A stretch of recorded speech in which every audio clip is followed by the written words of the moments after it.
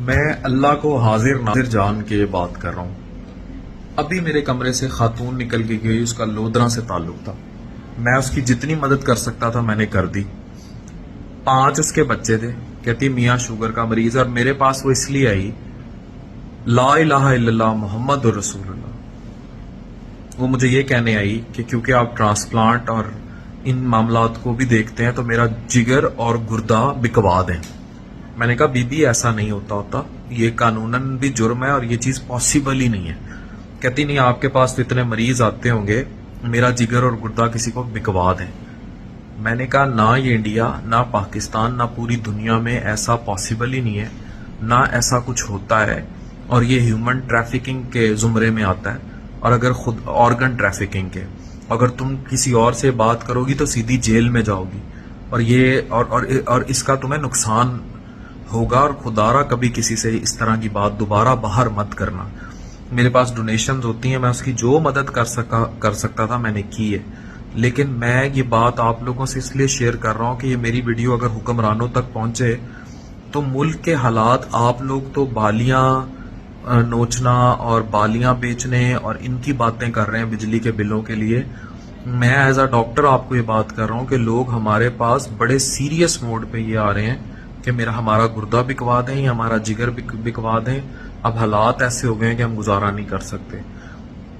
میں نے اپنے میڈیکل کے کیریئر میں یہ پہلی دفعہ دیکھا ہے، پہلی دفعہ سنا ہے، اور میرے رونگٹے کھڑے ہونا تو بہت دور کی بات ہے.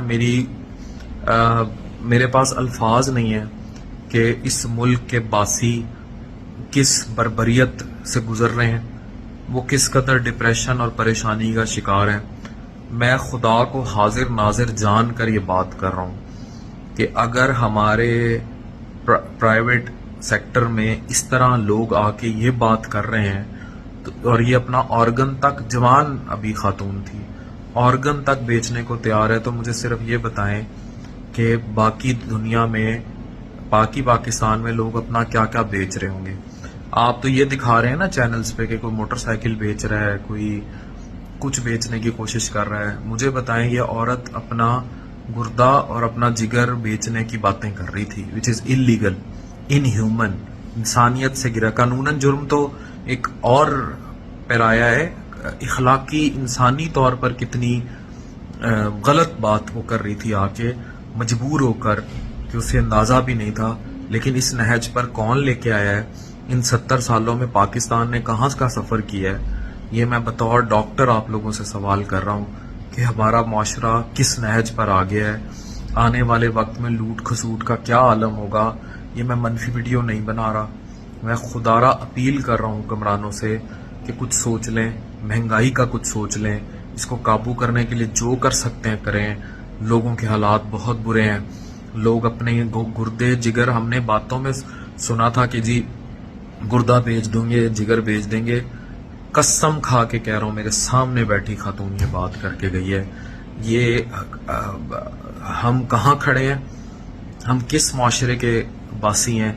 اور یہ اس کو میں جتنا کاؤنسل کر سکتا تھا میں نے کیا ہے، جو مدد کر سکتا تھا. لیکن ہم انڈیویجولی تو نہیں یہ کر پائیں گے جب تک سرکار نہیں سوچے گی. ابھی ستمبر میں پھر پیٹرول مہنگا ہو جائے گا. ہم مطلب مجھے نہیں سمجھ آ رہی کہ اس تباہی کی اینڈ کیا ہوگی، اس کی جو آخری سٹیج ہے وہ ہونی کیا ہے، اور ہم کس تباہی کے اور انتظار میں ہیں. یہ بالکل المیہ ہے اس ملک کا کہ سبھی بالکل ہی، میں یہ نہیں کہوں گا کہ اب ہوا، یہ 70-75 سالوں میں ہوا. لیکن کیا اس ڈی ریلمنٹ کی اتنی انتہا تھی؟ 5 بچے تھے اس کے. اگر حالات یہ تھے تو آبادی کنٹرول پر کیوں کام نہیں ہوا؟ ان کو اسٹیٹ کی کیا ذمہ داری تھی؟ سمجھایا کیوں نہیں گیا؟ اسٹیٹ اونرشپ کہاں ہے؟ پیدا ہونے کے بعد لوگوں کے روزگار کے وسائل کے کیا حالات ہیں؟ مہنگائی کنٹرول پر کیا ہو رہا ہے؟ پولیٹیکل سٹیبلٹی پر کیا ہو رہا ہے؟ لوگ گردے جگر بیچنے کی باتیں ڈاکٹروں کو آ کے کر رہے ہیں کہ اللہ کا واسطہ ہمارا گردہ اور جگر بکوا دو. تو مجھے بتا، آپ کے پاس ایسے مریض آتے ہوں گے جن کو گردہ جگر دو، ان کو لگوا دو. This is terrible. I think this is the extreme, this is the extreme. اور یہ وہ حالات ہیں جو جس کا آپ تصور بھی نہیں کر رہے. جس تباہی کو آپ کیلکولیٹ ہی نہیں کر رہے. آپ مس کیلکولیشن کی ایک انتہا کو چھو رہے ہیں.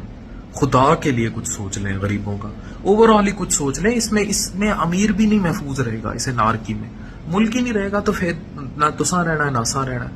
خدا کے لیے کچھ کریں, آپ کچھ تو کریں یار, کچھ تو کریں, کچھ کریں, کچھ تو پازیٹیو وائب آئے.